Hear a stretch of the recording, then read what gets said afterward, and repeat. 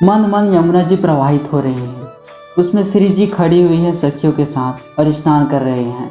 नीचे कृष्ण जी छुप जाते हैं और देखते ही देखते वो पानी नीचे पहुंच जाता है और कृष्ण जी ऊपर देखते हैं तो पानी भी नहीं। अब कहाँ छुपे थे? अब सब सखियाँ हंस रही हैं। आखिर ये कैसे हुआ जानेंगे इस वीडियो में। कृष्ण जी और राधा रानी की निकुंज की बहुत ही सुंदर बहुत ही मधुर लीला। तो चलिए शुरू करते हैं। राधे राधे प्रिय भक्तों।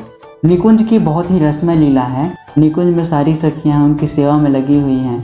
अब उनके में विचार आ रहा है कि स्नान करने जाते हैं।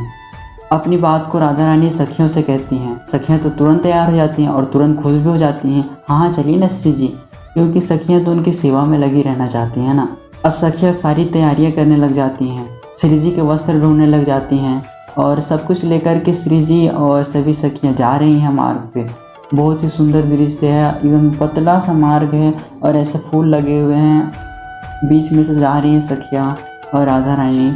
अब राधा रानी बीच बीच में बार बार सोच रही हैं कि मैं तो वहाँ स्नान करने जा रही हूँ, मुझे बहुत आनंद आएगा, लेकिन लालजू कहाँ है, मेरे श्याम सुंदर कहाँ है, क्या वो आएंगे?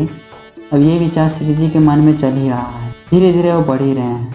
अब स्नान करने के लिए यमुना जी में चले जाते हैं और वहीं पर कृष्ण जी प्रवेश कर जाते हैं। और जैसे ही राधा रानी कृष्ण जी को देखती हैं, आहा, उनका तो क्या ही कहा जाए, वो तो एकटक देखने लगी। कम से कम वो तो नहीं हुआ जो मैं सोच रही थी कि लालजू नहीं आएंगे, आखिर लालजू तो आ ही गए। तो सखिया कहती हैं श्री जी और कृष्ण जी का हृदय अलग अलग तो है नहीं। एक हृदय कह रहा है स्नान करने के लिए तो दूसरे को खुद ब खुद पता चल जाएगा, क्योंकि अलग अलग तो है नहीं, क्योंकि एक ही है दोनों। एक ने सोचा तो दूसरा भी चला जाएगा। तो दोनों के मन में वही इच्छा होती है ना, इतना प्रेम। अब कृष्ण जी और राधा रानी स्नान करने के लिए यमुना जी में प्रवेश करते हैं। सारी सखियाँ भी हैं और वहाँ पर लालजू बहुत ही क्रीड़ा कर रहे हैं। निकुंज जी ने बहुत ही अद्भुत लीला, वहाँ का रूप सौंदर्य जिसकी आप कल्पना ही नहीं कर सकते। बड़े बड़े साधु संत तरसते हैं उसके लिए। हम तो बस यही चाहते हैं हमें भी अपनी सखी बना लें और सेवा में लगा लें, फिर क्या चाहिए।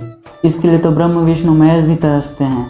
लालजू और श्री जी भी बहुत आनंदित हैं। अब लालजू को क्रीड़ा सोचती है, वो अचानक से पानी में डुबकी लगाने लगते हैं और श्री जी को बोलते हैं ढूंढिए मुझे। कृष्ण जी बार बार डुबकी लगा रहे हैं और एक बार अचानक से डुबकी लगाते हैं तो अंदर ही जाते हैं। श्री जी तुरंत घबरा जाती हैं, कहाँ गए मेरे लालजू? बहुत ही भावुक हो जाती हैं, ढूंढने लगती, कहाँ है मेरे लालजू? तो सखिया कहती हैं हम ढूंढ रही हैं श्री जी, आप निश्चिंत रहिए। अब ढूंढने के लिए निकल रहे हैं, बार बार इधर उधर घूम रहे हैं। अब लालजू अचानक से ऊपर आते हैं। श्री जी बोलते हैं आप कहाँ चले गए थे? मैं कहीं नहीं, नीचे ही था। फिर अचानक से डूबते हैं, फिर श्री जी ढूंढ रही हैं। अब क्या था? अब श्री जी सोचती हैं कि पानी नीचे हो जाए। अब यमुना जी तो श्री जी के आज्ञा पर ही चलती है ना, सब कुछ श्री जी की सेवा में रहती हैं। यमुना जी भी जब राधा रानी की इच्छा हो गई कि यमुना जी नीचे चली जाए तो नीचे चली गई। और राधा रानी चाहती हैं मंद मंद हवा बहे तो मंद मंद हवा बहने लगती है। जैसा चाहती हैं वैसा सब कुछ होने लगता है और सब कुछ सेवा में लगी हुई है। पक्षी की आवाज़ आ रही है। श्री जी ने सोचा यमुना जी नीचे आ जाएं। यमुना जी नीचे चली गई और कृष्ण जी बैठे थे, छुपे हुए थे ना, अब लुके हुए थे, ऐसे देख रहे हैं श्री जी को। अब सारी सखियाँ हंस रही हैं। उनका तो पूरा का पूरा मजाक बना दिया गया। बहुत ही आनंद था, बहुत ही रस भरा रहा था, अद्भुत लीला। आपको कैसा लगा कमेंट जरूर कर दीजिएगा और मिलते हैं अगली वीडियो में और भक्तों तक शेयर करते रहिए। राधे राधे प्रिय भक्तों।